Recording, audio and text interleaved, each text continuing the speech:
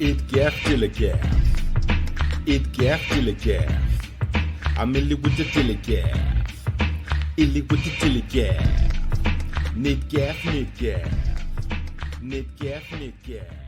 Okay then, so part of my commitment, what I believe should be the commitment to being open and honest, to having your ideas challenged, to free thinking, the name of this podcast, should definitely involve admitting when you're wrong, or at the very least admitting when the side or your belief system fails or falters.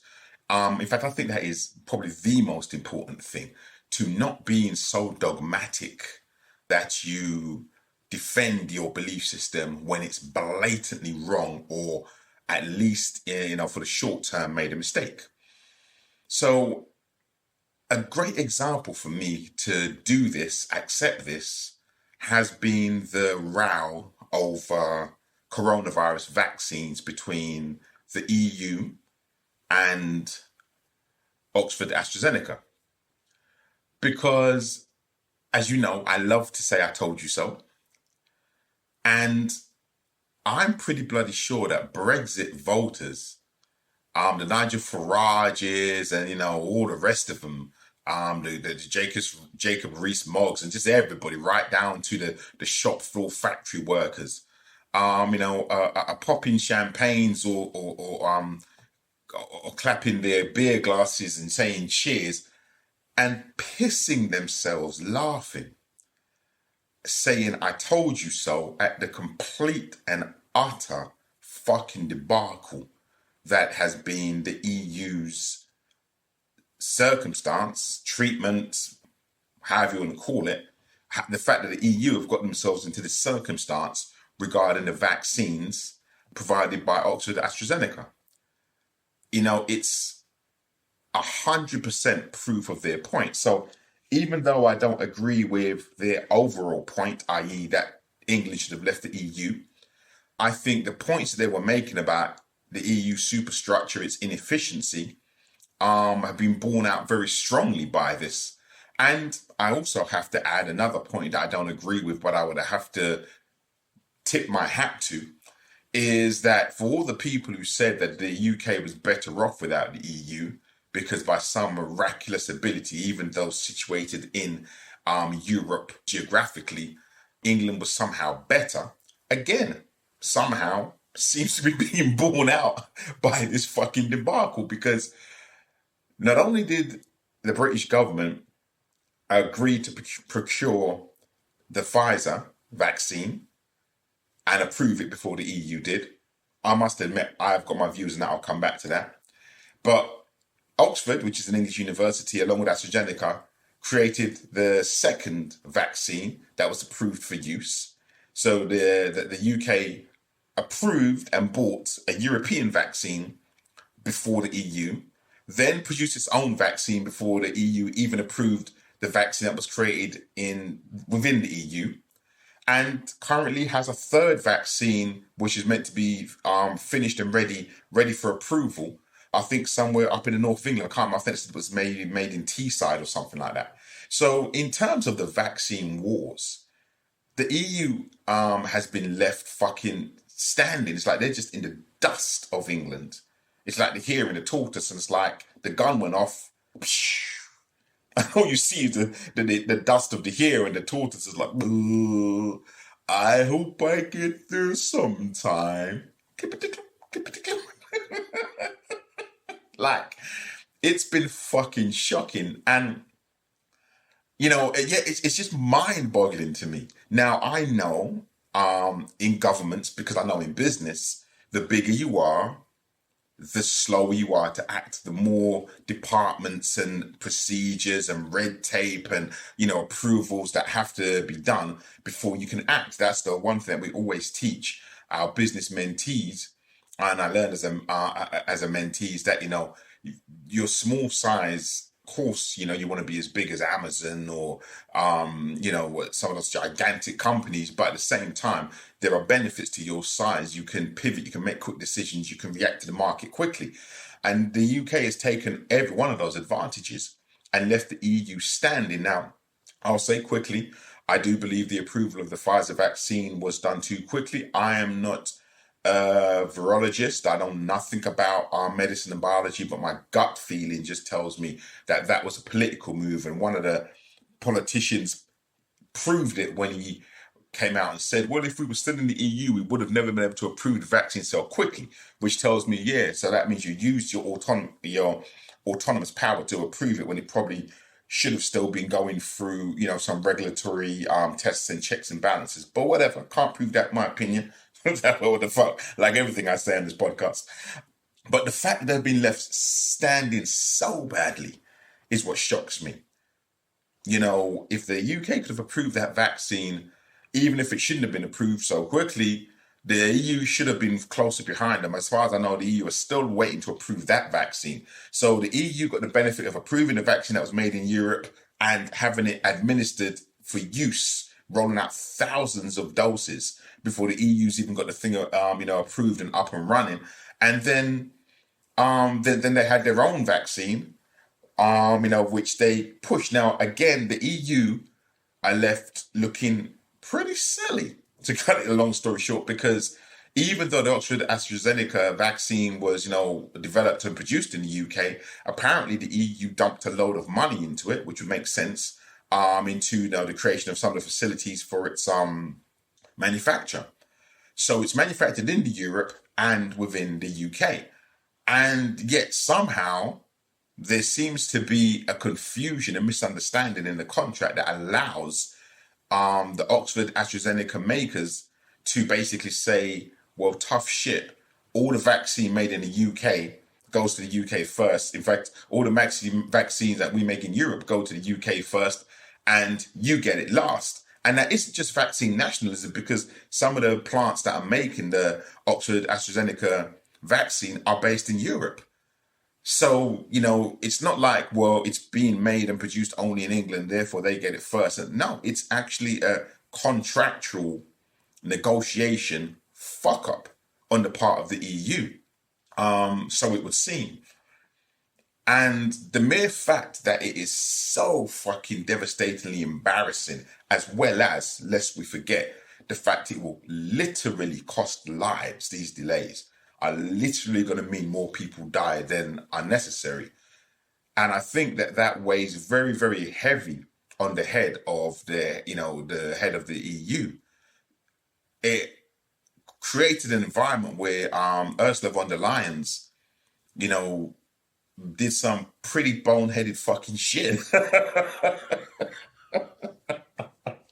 I mean, if it wasn't fucked up enough that they got themselves into this weak negotiating position and dumped money into something that they were last to fucking receive with no recourse, then there was all the talk of, well, the UK should donate shit to Europe, just out of, community or friendliness, or more importantly, just fucking common sense, because the way this virus is, so it appears, if it exists anywhere, it exists everywhere, so we can't afford that. But it's like, and I had people saying that to me, and I'm like, no, fuck no. Because at the end of the day, your allegiance, your number one priority would be your own population. So to use the simplest numbers, as I said in the conversation I had, let's say that to vaccinate the whole population, you needed 4. Simple numbers, I did say, right? And you have 6 on order, but you've only received 2. Well, you're using your 2.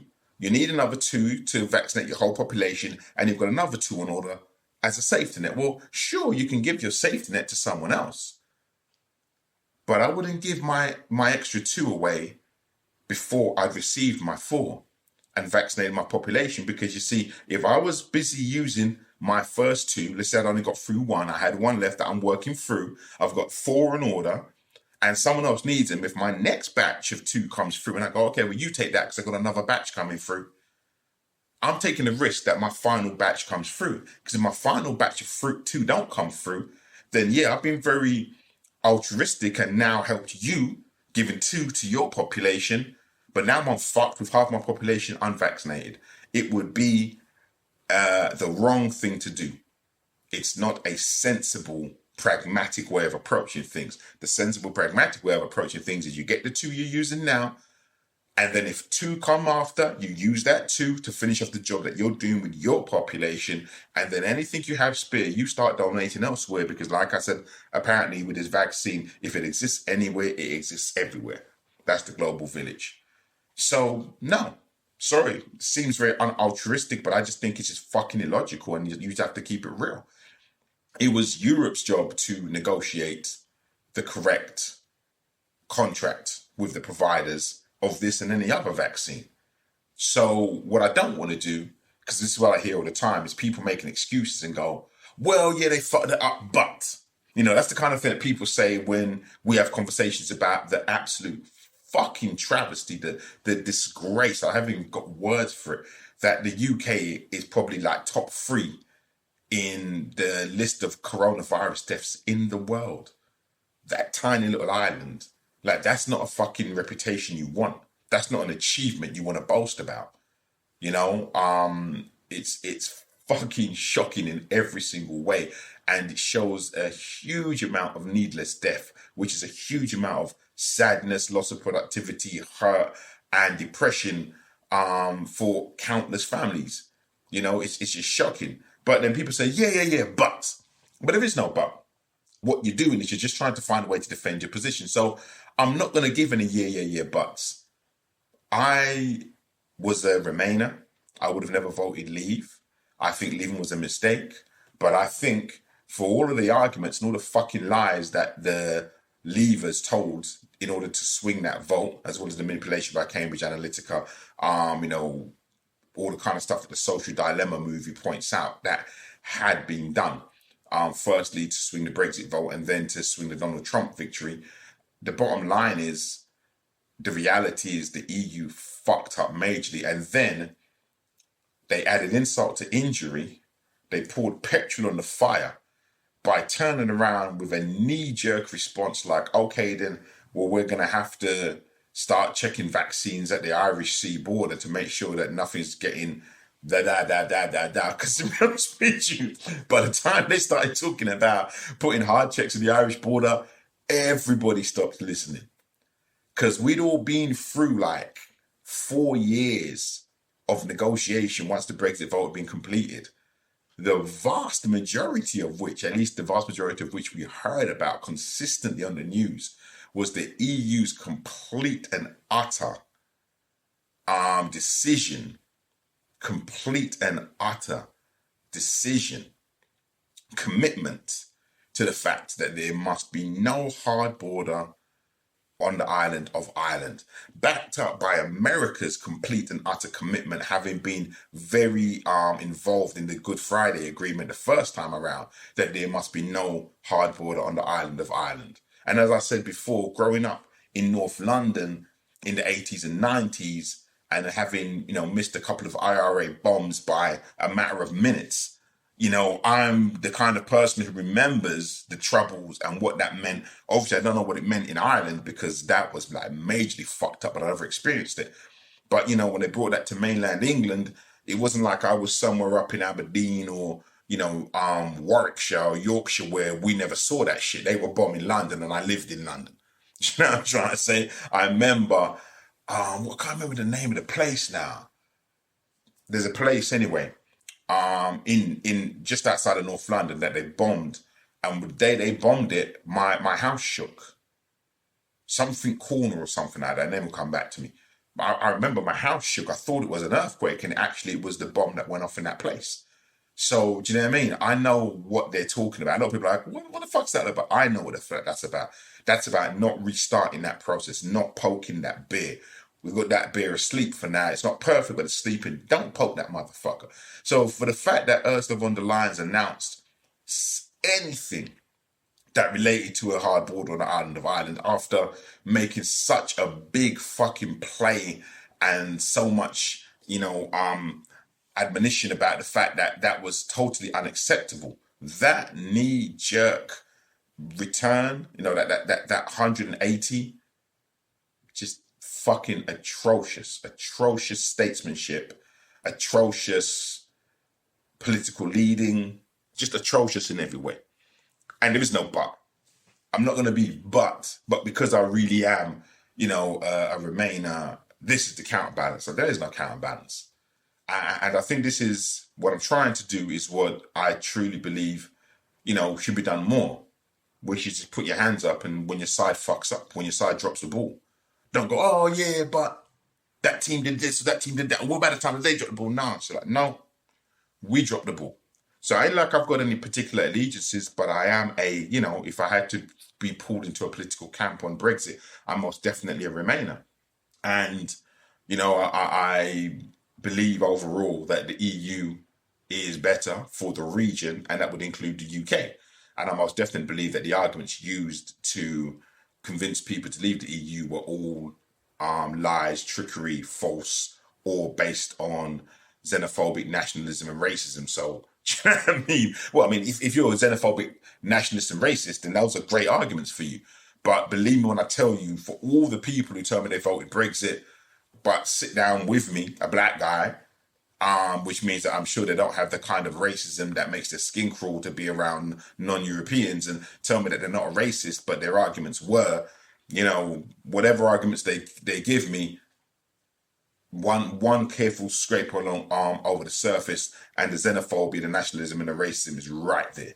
So, I just think that, for all of those reasons, I would never be a vote leave type person, as well as all the millions of economic reasons, which someone quite rightly pointed out to me are being very fortunately covered by the fact that the UK is going to be in a massive recession because of coronavirus. Because if coronavirus hadn't hit, no conspiracy theory here, although the person who suggested it to me was pushing one very hard. If coronavirus hadn't hit, then we would know the true extent of the economic impact of Brexit on the UK.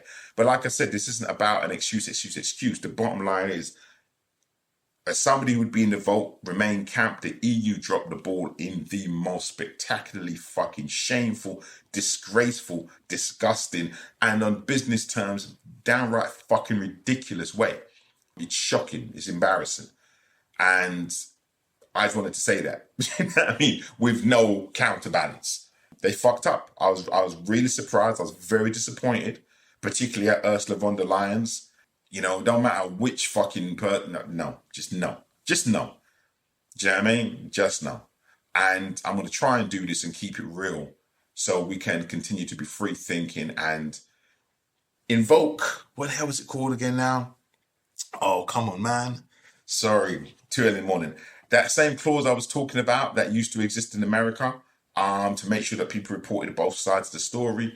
That's what I always believed journalism was. And although we're not all journalists, I truly believe that if we spent more time just being honest, not just about why we think other people are wrong or other systems are wrong or other things are wrong, but honest about the things that we believe or we follow that are wrong, rather than being dogmatic and happily brainwash ourselves, we are going to come to compromise a lot more often, and we're going to live in a much more functional society.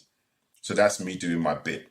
I would be a vote Remain person. I do believe in the EU, but man, if they're my team, we fucked up bad.